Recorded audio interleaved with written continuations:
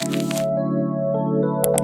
guys, I'm thoroughly mixed to ensure the sugar. Like and subscribe if you guys will record the measurements of each. Dry the apples, the inconsistent drying. sliced potatoes, apples, and sweet. Bye.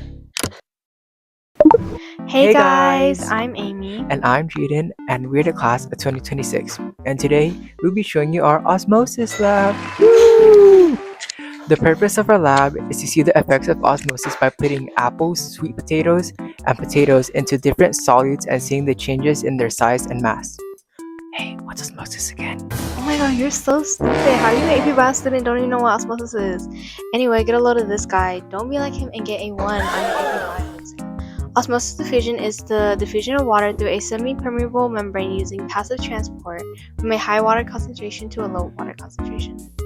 For our first hypothesis, if potato increases weight, then it is in a hypotonic solution because water moves into the potato cell. Hypothesis 2 states if the sweet potato doesn't change weight, then it is in a isotonic solution because the concentration of the water inside and outside of the cell is equal. And for our third hypothesis, if the apple decreases weight, then it's in a hypertonic solution because the water leaves out of the cell, causing it to shrink. For our lab, we'll be using apples, sweet potatoes, a balance, 6 sucrose solutions, plastic cups, and a straw. For our procedure, we took 18 equally sized potatoes, apples, and sweet potatoes, measured their size and mass, and let them sit for at least 1 day to record the changes in their mass. Let's get started! For our first step, we first had to find the amount of sugar to use for each solute. To find out how much sugar to use, we would multiply the amount of liquid in liters with the molarity, also known as the concentration of the solute. We will be using a scientific scale to precisely measure the amount of sugar, as the amount of sugar may affect osmosis.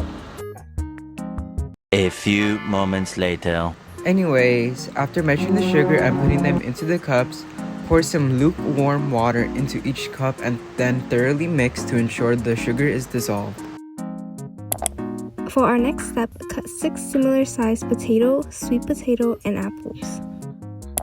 Afterwards, record and measure their size before the effects of osmosis. You can now add your potatoes, sweet potatoes, and apples into the solute and wait for 24 hours. 24 hours later. Whoa, it's massive, guys. You know what else is massive? Low taper fade. After the samples have finished soaking, we carefully dry the apples, potatoes, and sweet potatoes with a paper towel to remove any excess solution. This ensures our final mass measurements reflect the changes due to osmosis, not leftover liquid. After each weighing, we will record the measurements of each sample in our data table.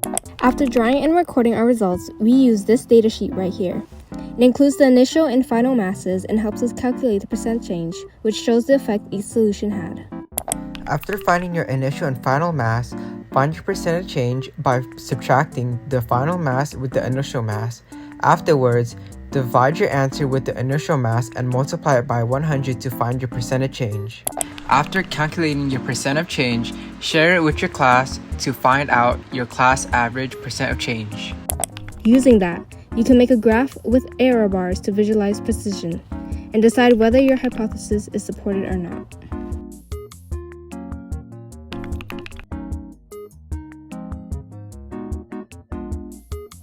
In conclusion, our hypotheses were wrong, as instead of the potato gaining weight, it lost weight, meaning it was in a hypertonic solution, along with the apple gaining weight instead of losing it, due to osmosis moving into the apple cells, making it a hypotonic solution.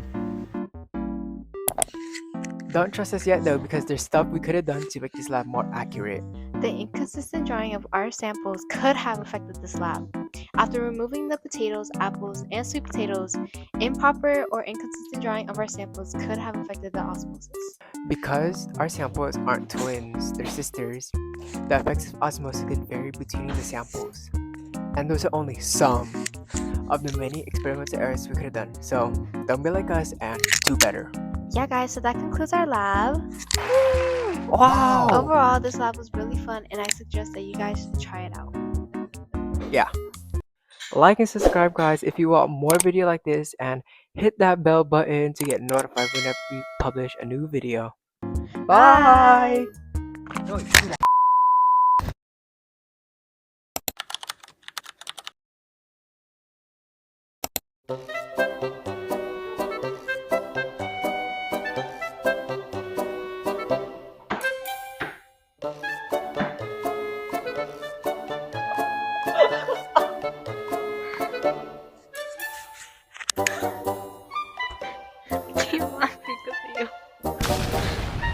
Bell button so whenever you, oh shoot.